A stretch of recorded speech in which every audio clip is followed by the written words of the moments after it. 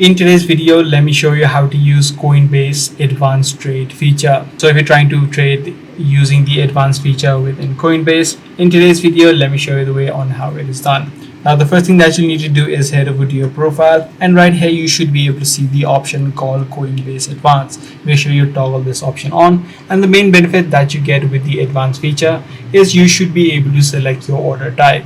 So whenever you have toggle on the advanced feature and whenever you're inside of a particular buy, you should be able to see the order type being displayed on the top, such as limit order, market order, or stop limit. Depending upon the type of order that you're trying to make, you can select the exact option. For example, if you're trying to select a limit order buy, you'll be able to select the exact price that you're trying to buy this particular currency on, and then you can simply preview the order.